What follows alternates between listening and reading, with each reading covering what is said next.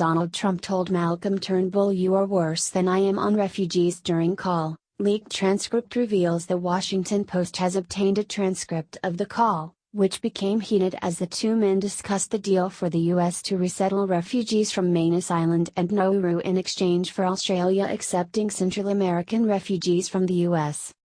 The White House is refusing to comment on the transcript, but a spokesperson said it was a national security matter when phone call transcripts are being leaked out. A transcript of the call between Mr. Trump and Mexican President Enrique Pena Nieto was also released. "This is a big deal. It is really, really important to us that we maintain it," Mr. Turnbull said, according to the transcript. Mr. Trump insisted the deal, brokered under the Obama administration, would make him look like a dope after he had proposed a ban on refugee resettlement in the U.S.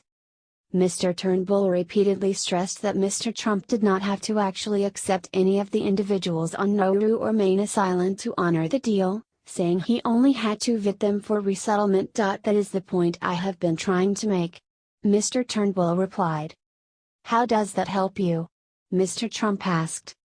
"Well, we assume that we will act in good faith," Mr. Turnbull said. Mr. Turnbull asked him to honor the deal as a deterrent to people smugglers and repeatedly explained Australia's immigration policy to the U.S. leader.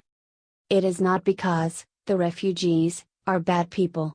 It is because in order to stop people smugglers we had to deprive them of the product," Mr. Turnbull said. "The problem with the boats sick, that you are basically outsourcing your immigration program to people smugglers and also you get thousands of people drowning at sea." Mr. Turnbull explained that even a Nobel Prize-winning genius who arrived by boat would not be resettled in Australia. Mr. Trump then expressed admiration for the Australian policy. "That is a good idea.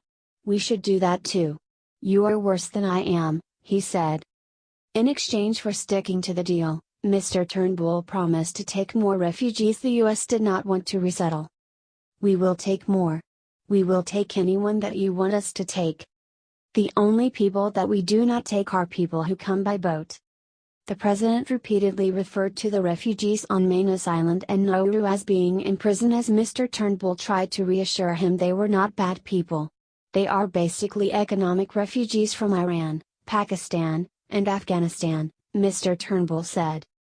"The only reason we cannot let them into Australia is because of our commitment to not allow people to come by boat.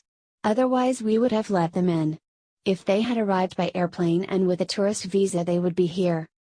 Throughout the call Mr. Trump called the deal ridiculous, rotten, and stupid. Mr. Turnbull repeatedly pushed the president to uphold the U.S. side of the deal and tried to give Mr. Trump advice on how to save face while still honoring the agreement.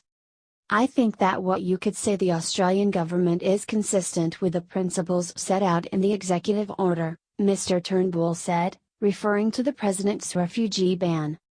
"No, I do not want to say that," Mr. Trump replied. During the phone call Mr. Trump showed a limited understanding of both the deal and broader immigration policies. "What is the thing with boats?